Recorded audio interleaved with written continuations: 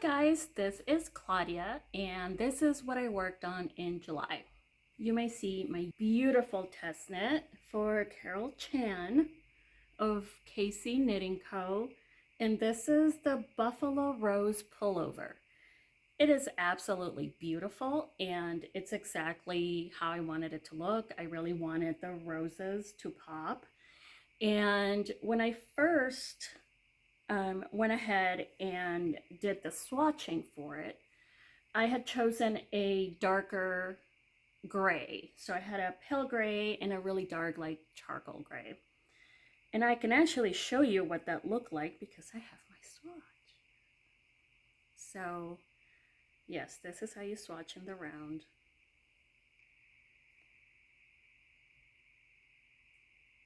And basically I decided that it was just too dark of a gray and it was competing in my mind with the red, and I really wanted the red to pop. So for the red to pop, I went ahead and used a much lighter gray. So I have a pale gray and a sort of medium gray.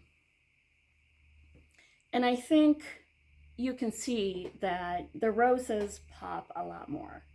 I'm very happy that I decided to make that change because I don't think you would see the roses that well if I had gone ahead and used the darker charcoal gray. So yeah, I mean, swatching when you're doing color work not only does the gauge for you figure out if you're going to get the size you think you're going to get, but also it helps you see how the colors are going to play together. And in this case, it definitely made me change my mind. And I love the sweater. I took a few pictures the other day. It was 83 degrees and I had put it outside in my front yard over something, so it would finish drying kind of quickly because it was like slightly damp and I didn't want to put that on. So yeah, I came back in the house, put on a really hot sweater on and took pictures, and like the last couple of pictures you can see my hair starting to curl and frizz from the fact that I was sweating. But anyway, I can't wait for you guys to try the sweater when Carol goes ahead and releases the pattern in a few weeks. I'm very excited about that. The second thing I have been working on, if you guys follow me on Instagram, you will know I am working on my second test knit. And this is the Kindness of Ravens from Harper B, whose account is Diz Yarning. And I have completed the body, so I am now working on the sleeve, and the way she is doing, it's a cap sleeve that is shaped. I won't tell you exactly what it is because it's a paid pattern.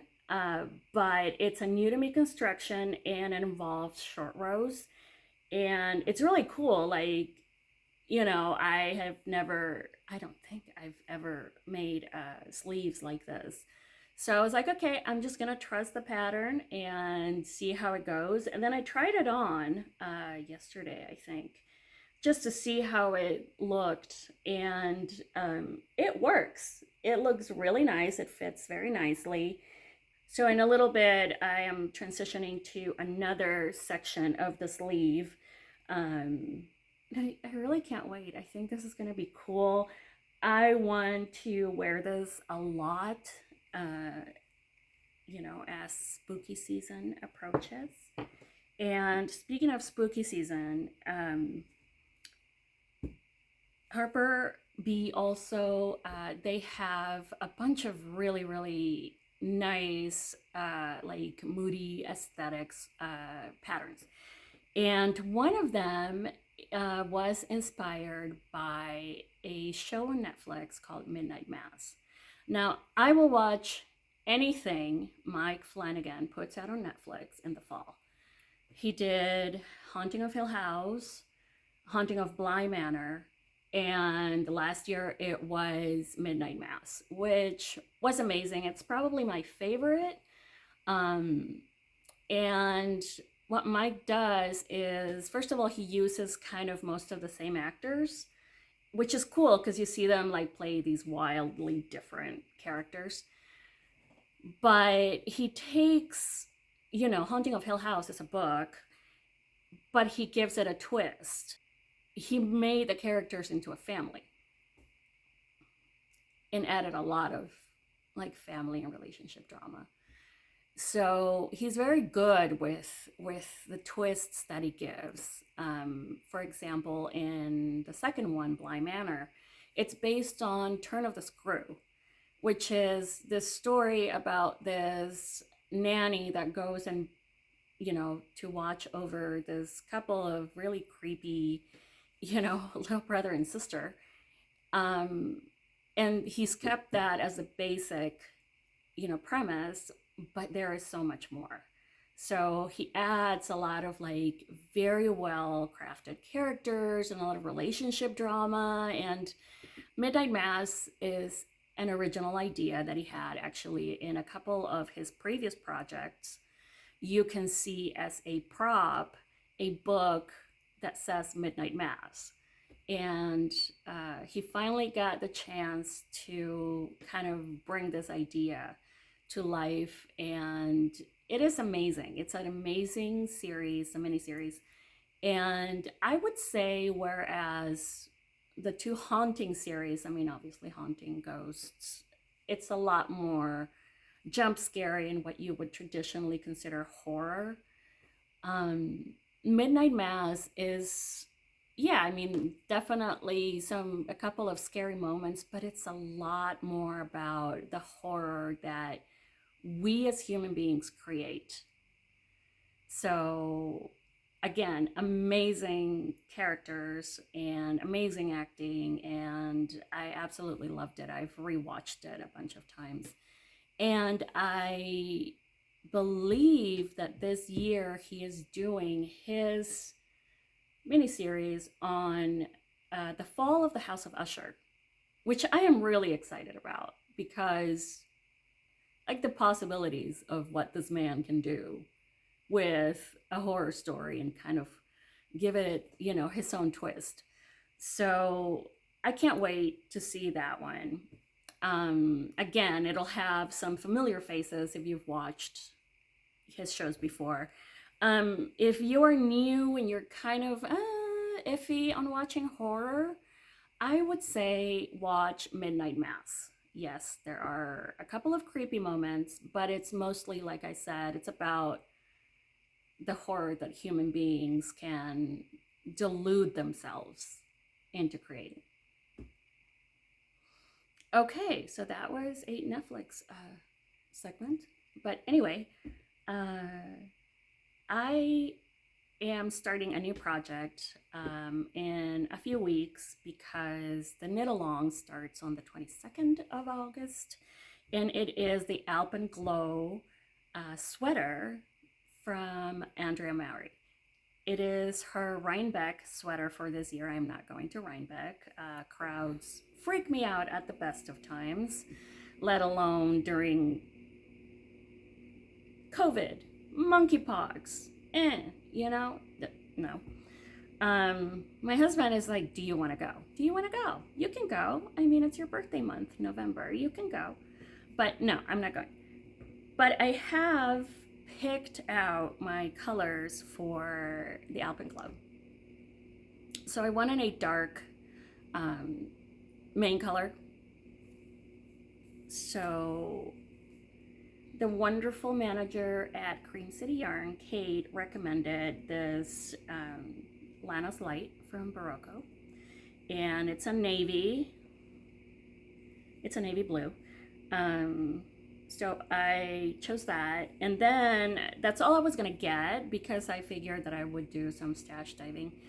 But then I saw this color and I mean, Now, I don't believe a fall sweater needs to be in oranges and browns. I I don't think that. I think any dark sweater, maybe with like one sort of autumn color, is perfectly fine as a autumn palette. So that is what I chose for one of the coordinating colors. I am going with this from Stash, which is a gray, because I kind of want this yellow, this mustard yellow, to be the one bright color. And then it also calls for, I am totally blanking out. It also calls for mohair held double. Now, I don't think I have enough of the color that I wanted of mohair to hold it double and have it be enough, which is this color. So I am going to pair it with this very similar pale blue, and that is what I'm going to use. Instead of doing the mohair double, I'm going to do one of each. I want to use up my stash, and I have actually been purposely not purchasing any yarn. I have tons of yarn, but what I didn't necessarily have was sweater quantities or background quantities. Also, it was the yarn crawl here in southeastern Wisconsin, and I wanted to support my local yarn shop, Cream City Yarn. So I decided to purchase, I was just going to purchase the background color, but then so I got those two, and the gray and the pale blue mohair and sock yarn are from my stash. I'm working on a plan after I finish this test knit. This is the 6th sweater that I am making for Steve, for my husband. And he loves fisherman sweaters, the Irish cabled Aran sweaters with a lot of cabling, a lot of texture. And I've made 5 of those. So I said, this year we're changing it up, because I'm kind of done with all the cables. Plus, this has, the whole body is cabled and the sleeves are cabled. So you know what? I've done my cable dues. I think I've paid them. I've overpaid them. I have some savings in cables. So what I told him was, you need to discover texture, my friend. So I wanted to do a very textured, very cozy, very yummy sweater. And I chose Justin's Flannel by Alicia Plummer. And Steve chose a yarn. It's this like teal, tweedy goodness. So that is what I will be doing. I'll pop a couple of pictures here. So yeah, I'm excited about making him his 6th sweater. I mean, I've made, half a dozen for me, so he can have one. I would make sweaters for my darling children, except right now they are too cool to wear stuff their mommy makes. Like, oh, cute mom. You're so cute, mom. So I figure at some point they will want to wear stuff their mom makes for them, and I will be more than happy to. But for right now, they mostly want hats or fingerless gloves, scarves, things like that, more accessory. And that is it. That was my July. And it's still really hot here. I am still not okay with it. I am trying to manifest autumn, but it's not working. It's like 80 something again today. So anyway, that was what I was working on in July. I'd love to hear what you guys were working on or what your plans for fall are. And let me know. I mentioned a couple of minutes ago that I am making a plan for the rest of the year, because I do want to use up as much of my stash as I possibly can, and have my purchases from now on be more, intentional, more purposeful, and that means that I need to use up what I have. And I have lots of people that I can knit for, lots of littles. So I don't think that's going to be a problem, but I work better with lists. I work better with plans. So that is what I'm doing, and I will share that next time. Take care.